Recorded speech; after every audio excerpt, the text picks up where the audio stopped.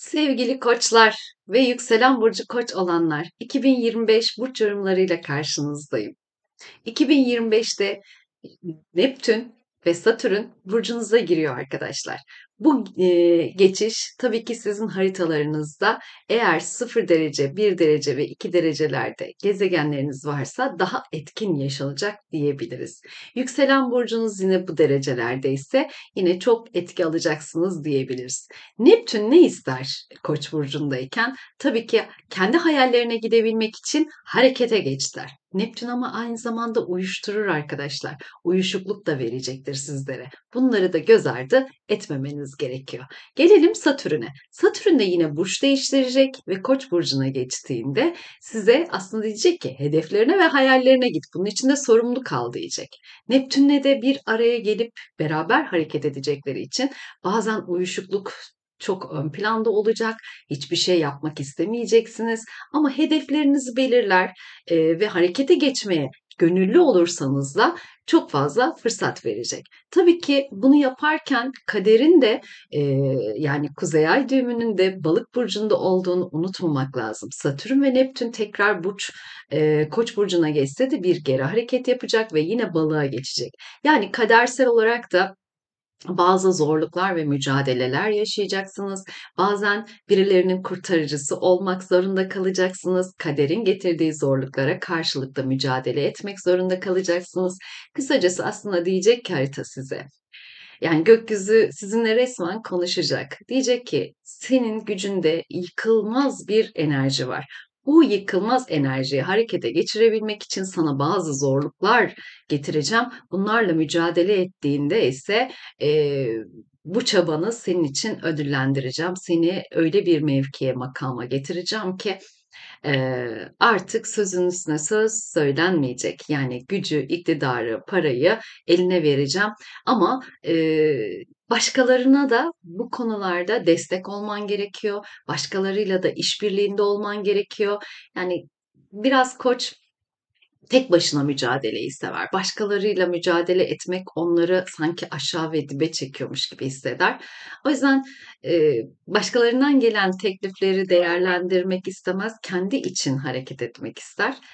Ama kendini ön plana koyup takım lideri olmayı kabullenmeli, çevresindeki insanları da destekleyerek bir yerlere geleceğini fark etmeli diyebiliriz aslında. Tabii ki Plüto da Kova burcunda ilerlerken sizin 11. evinizde hareket edecek. 11. Hayallerimizdir, aynı zamanda da arkadaşlarımızdır, girdiğimiz gruplardır.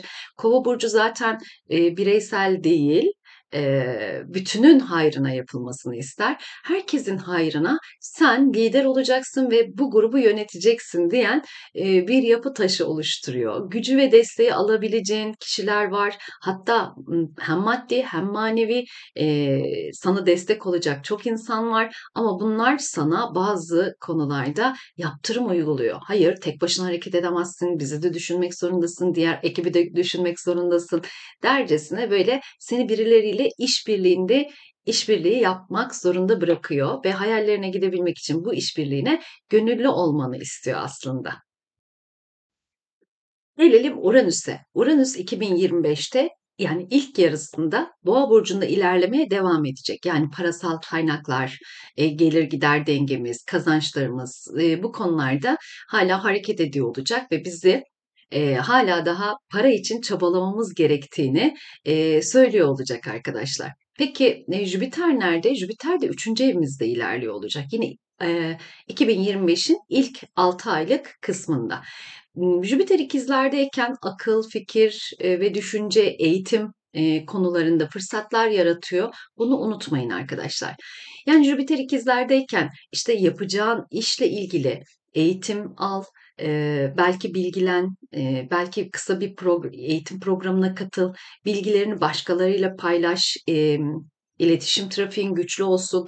Bu İletişim trafiği sana fırsatlar getirecek. Sen projelerini birilerine sunduğunda teklifler değerlendirilecek. Belki senin fikrin ön plana çıkacak. Arkanda duracak olan bazı kişiler ve kitleler var gibi de düşünebilirsin. Gelelim 7 Temmuz'dan sonra Uranüs de İkizler Burcu'na geçecek arkadaşlar. Buradaki seyahati aslında yılın başından beri uğraştığımız projelerin artık kabul görmesi, projeleri hayata geçirmek, bilgimizden para kazanmak şeklinde bizi donatacak, gerçekten gücü elimize almamıza fırsat verecek. Belki de Neptün'ün yılın başından beri bizim üzerimizde böyle bir baskı gibi hiçbir hareket etmek istemiyoruz. Artık bu e, hayattan bezmiş, bıkmış, tükenmiş gibi hissettirirken birden böyle projelerimiz kabul görmeye başladığında parlamaya başlayacağız. Hedefler kurmaya başlayacağız ve o hedeflerimizde kilitlendiğimiz noktada başarı da bize gelecek. Hatta birileri sayesinde eee, parlayacağız. Belki de ön plana çıkacağız. Bu fikirlerimizin birileri tarafından fark edilmesi anlamına gelecek. İstediğimiz kariyeri, işi, hayatı uygulayabileceğiz. Özellikle evlilik, ortaklık gibi bir düşüncemiz varsa yine tekliflerde bulunacağız. Bize teklifler gelecek. Bu teklifleri değerlendirdiğimizde hayatımızda çok güzel başlangıçlar yapacağız şeklinde düşünebilirsiniz. Koç başlangıçların da burcudur. Neptün yeniden başla, sıfırdan başla. Belki de çok güzel bir konuma ve duruma geleceksin. Hayatında 2025 öncesi ve sonrası diyeceğin bir zaman dilimi yaratacak. Özellikle ana haritalarınızda kontrol edin lütfen.